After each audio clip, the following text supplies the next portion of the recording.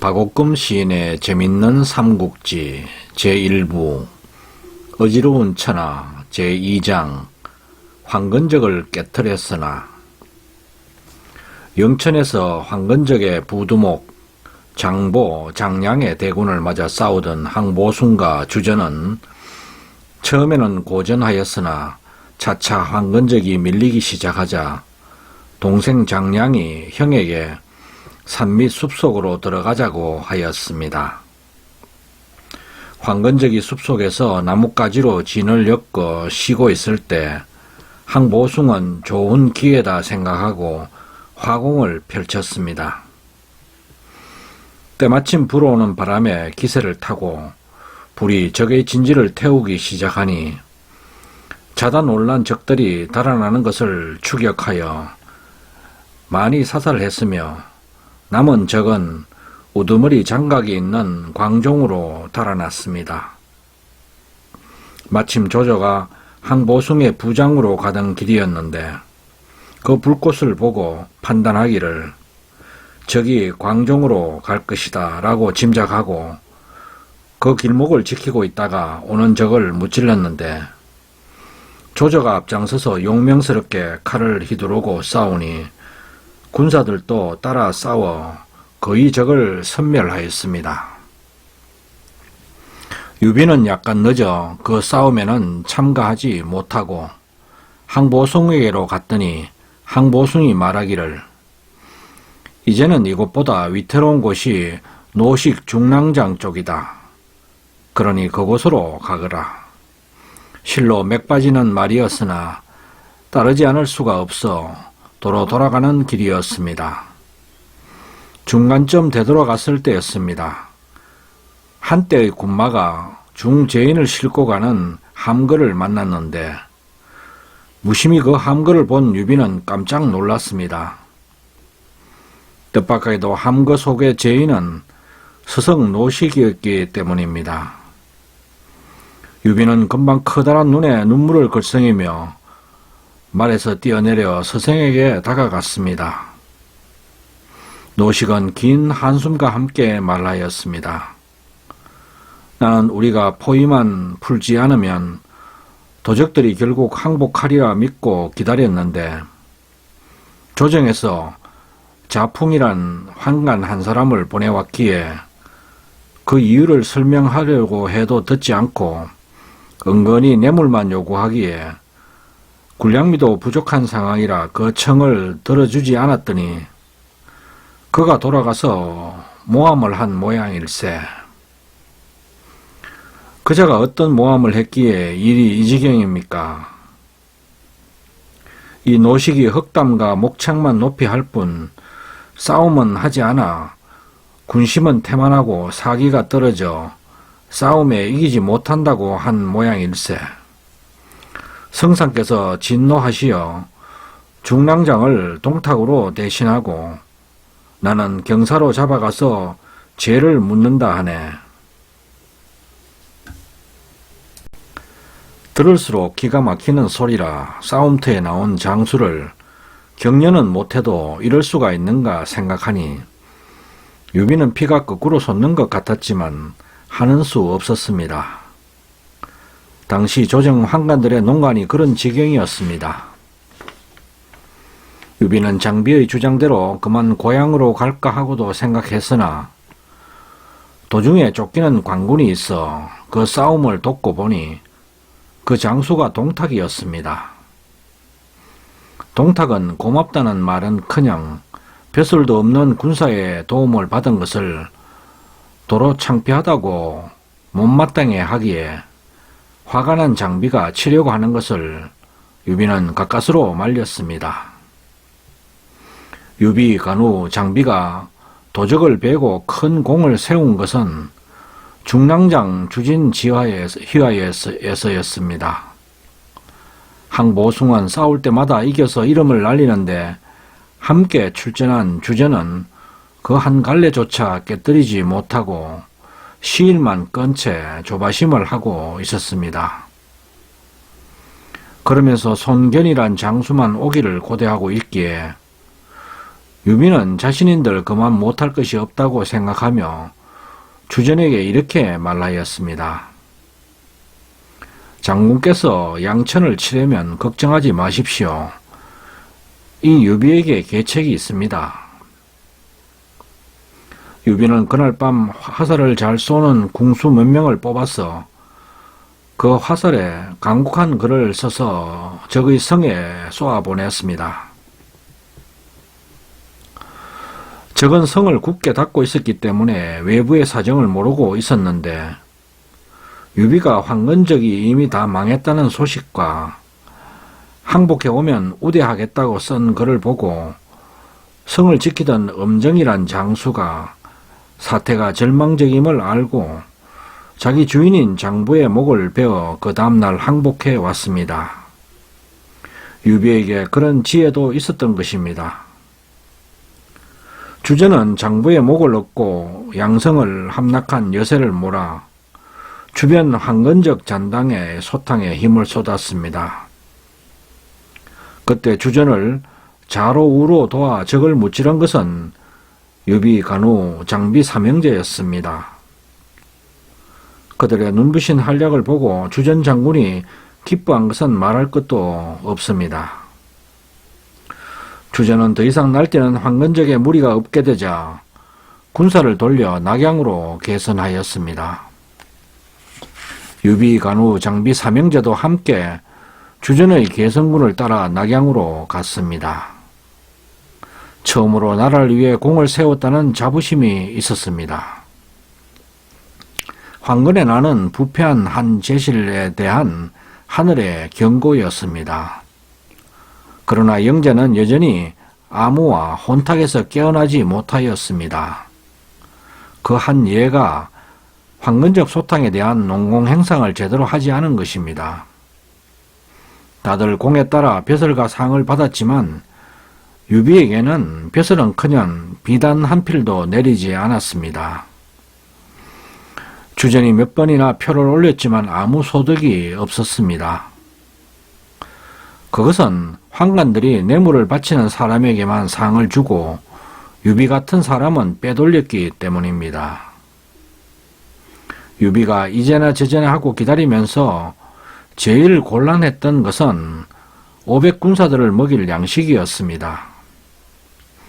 유비는 그날 또 무거운 마음으로 거리를 거닐다가 과거 노식문중에서 함께 공부한 낭중 장균이란 옛벗을 만났는데 그에게 지나온 이야기며 현재의 딱한 사정을 말하였더니 장균은 깜짝 놀라며 자기가 직접 폐하께 진언하겠다고 하여 궁중에 들어갔는데 오히려 황관들의 농간에 해를 입었습니다.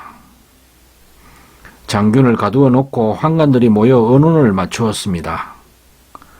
유비를 그대로 두면 또 다른 장균이 나올지 모르니 작은 벼슬이나 하나 주어 보내자고 하여 안희현의 현이라는 작은 자리를 내렸습니다. 장비가 펄펄 뛰며 불평하였으나 유비는 말없이 그것을 받았습니다. 안희는 작은 고을이었지만 유비가 열성을 다해 정사에 임하기 때문에 한 달이 안 되어 고을 사람들의 존경을 받았습니다. 간우와 장비도 차차 유비의 뜻을 따라 주었습니다. 그런데 넉 달도 안 된 어느 날 개의한 조서가 내려왔습니다. 이번 황건의 난에 공도 없으면서 벼슬 받은 자가 있다 하니 그것을 밝힌다는 조서였습니다. 유비는 의아히 생각하며 기다리고 있는데 도구라는 감찰사가 와서 스스로 천자라도 된 듯 거들먹거리며 없는 죄를 추궁하였습니다. 그때는 무슨 공으로 이곳 현이가 되었는가 하기에 유비는 지나온 일을 다 이야기하였으나 듣지 않고 은근히 뇌물만 요구하였습니다. 유비는 하도 기가 막혀 아무 말도 않고 역관을 물러 나왔습니다. 밤이 지나도록 유비가 뇌물을 바치지 않자 도구는 혈리들을 잡아들여 유비에 없는 죄를 자백하라고 문초하였습니다. 역관문을 닫아 걸고 혈리를 매질하는 것을 고을 사람들이 모여서 울며 결백을 고하여도 도구는 듣지 않고 행포를 계속하니 참다 못한 장비가 도로 도구를 매질하였는데 그 꼴이 그대로 두면 도구를 죽일 것 같았습니다. 관우도 참지 못하고 이런 벼슬 따위 그만두고 고향으로 돌아가자고 하였습니다. 유비도 그럴 생각으로 소매에 넣은 인수주머니를 도구의 목에 걸어주고는 내 행실을 보면 마땅히 죽여야 할 것이로되 목숨은 살려줄 테이니 여기 인수를 갖고 가라. 그를 보내고 유비 삼형제는 안희현을 떠나려는데 도구의 말만 믿은 조정에서 체포령이 내려 고향에도 갈 수 없게 되자 바로 대주 태수 유희에게 찾아가서 몸을 어탁하였습니다. 유희는 같은 종친이지만 유비의 이름을 들어왔기 때문에 받아주었습니다. 난리가 끝나고 나니 영제와 환관들의 악정이 너무 심해서 세상은 다시 어둠 속에 빠졌습니다. 정치가 썩고 보니 그 틈에 도둑의 무리들이 날뛰기 시작하였습니다. 그 도둑의 무리 중에 의양 땅의 장순, 잔거 형제가 있었는데 그 세력이 여간 크지 않았습니다. 그 토벌을 위하여 이번에는 지난번에 공을 세웠던 장수들을 제외하자는 환관들의 언론에 따라 유주목 유우가 제명을 받고 토벌에 나섰는데 유우는 적의 세력이 큰데 놀라 종친 대주 태수 유희에게 도움을 청하였습니다. 유희는 유비 삼형제를 숨겨두고 있다가 죄를 벗길 좋은 기회라 생각하고 유비 삼형제에게 군사 3천을 빌려줄 테이니 유우를 도우러 가라고 하였습니다. 유비, 간우, 장비 삼형제는 군사 3천을 거느리고 공경에 빠져있던 유우를 도와 크게 이기게 하였습니다. 겉으로 보면 유우의 승리로 보였으나 실은 유비 삼형제의 공인 것을 유우도 알고 조정에 표를 올려 장비가 도구를 때린 죄도 사함을 받고 유비에게 하밀이란 곳의 성으로 삼게 하였습니다. 이것도 공에 비하면 작은 것이었지만 유비는 거기 있다가 나중에 간신히 별부 사마로 평원의 현령을 맡게 되었습니다. 이것은 새 군벌로 자란 공손창의 강경한 표면 때문이었습니다. 공손차는 노식 밑에서 유비와 함께 소학한 동문입니다. 늦었지만 서성 노식은 환관의 모함으로 제안한 죄를 뒤집어 썼지만 조정의 공론에 의하여 그 억울함을 벗었습니다. 세상은 그래도 여전히 썩고 어지러웠습니다. 장순, 장거의 난리가 끝났는데도 그 후에도 크고 작은 밀란이 끊이지 않았습니다. 그러나 이것은 작은 가지와 잎 같은 것이었고 배와 가슴의 우환이라 말할 수 있는 큰 난리가 제도 낙양성 안에 자라고 있었으니 뒷날 이름한 바 십상시 환관의 난리였습니다. 중평 6년 초여름 4월 노한으로 누워있던 영제는 스스로 명이 다했음을 알고 급히 대장군 하진을 부르게 하였습니다. 황후의 오라비인 하진을 불러 후사를 부탁할 뜻이었지만 거기에는 환관들의 업무가 있었습니다. 하진은 원래 돼지와 소를 파는 도가였는데 아리따운 누이가 있어 그녀가 궁녀로 들어가서 황자 변을 낳고 황후가 되는 바람에 외척이 되어 대장군까지 출세를 한 자입니다. 그런데 영제는 환관들의 뜻대로 황자 변을 황제로 삼을 뜻이 없고 후궁에게서 난 협으로 제위를 잇게 하고자 하였습니다. 환관들은 영제의 부름이라 하여 하진을 불러 주살할 계획이었던 것입니다. 하진은 그런 줄도 모르고 막 궁으로 들어가려 할 때 한 궁인이 이 사실을 알려주어 화를 면했습니다. 영제가 죽은 후 하진은 환관을 소탕해야 되겠다고 결심하고 대신들을 모아 의논을 하였습니다. 그 자리에 참석했던 조조는 하진의 어리석음이 큰 화를 부르겠구나 하는 생각을 하였습니다. 그도 환관을 없애야 한다는 것은 마음속에 찬성하였으나 자신이 환관의 손자라 함부로 말은 하지 못하였습니다.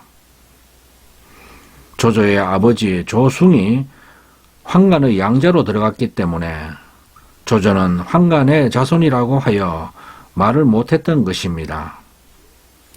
그때 원소가 군사 5천만 주신다면 환관을 다 쓸겠습니다. 고 하자 하진은 기뻐하며 허락하였습니다. 이 말을 들은 환관들은 큰일 났다고 저희들끼리 의논하여 맨 처음 하진을 죽이자고 제의한 주모자를 저희가 칼로 찔러 죽이고 하태우에게 환관 전체 뜻이 아니었으니 살려달라 애원해서 하태우의 만류로 위기를 넘겼습니다.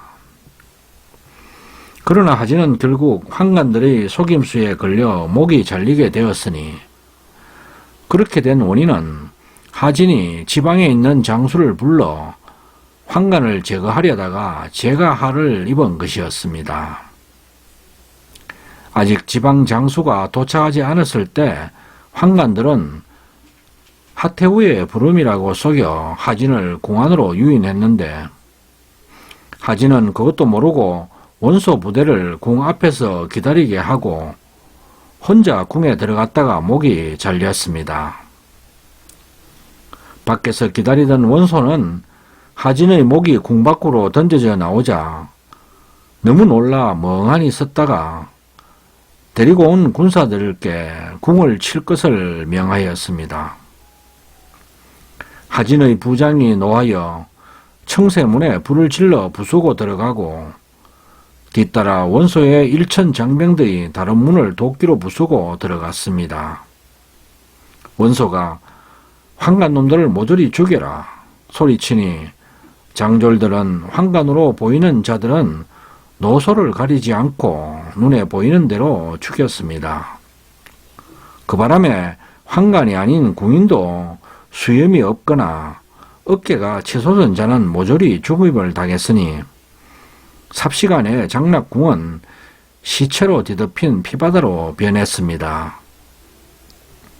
원소는 문지기를 못 빼고 내궁까지 들어가서 환관 몇 사람을 못 베어 못피 매달고 몸은 고기 덩어리로 만들었으니 차마 눈뜨고 볼 수 없는 끔찍한 광경이었습니다. 그런 속에서도 아군이 길었는지 내 한관들은 무사히 몸을 빼내어 어린 황제와 진리왕 협을 끌고 내성을 버리고 북궁으로 달아나고 있었습니다. 궁궐 안의 환관들을 눈에 띄는 대로 다 뵌 뒤에 원소는 다시 군사들에게 영을 내렸습니다. 이제부터 너희들은 환관의 가족들을 모조리 잡아내 베도록 하라. 남녀노소를 가리지 말고 씨를 말려야 한다. 군졸들은 환관의 가족으로 보이는 자는 모조리 찌르고 베니 그 하루 동안에 목숨을 잃은 자만도 2천이 넘었습니다. 그때 조조는 원소, 원술 형제와 함께 있었습니다. 만약 자신이 환관의 자손만 아니었어도 그 참사를 막아볼 수 있었지만 넓게 따지면 자신이 환관의 가속이라 나서지 못하였습니다. 조조가 기껏 할 수 있었던 것은 자기의 군사만이라도 그 학살 대열에서 빼내는 일이었습니다. 조조는 희화의 군사들을 시켜 일부는 궁궐에 불을 끄게 하고 나머지는 천자를 끼고 달아난 환관의 무리를 쫓게 하였습니다. 그리고 하태우를 권하여 제실의 어른으로서 혼란한 대국을 조강케 하였습니다.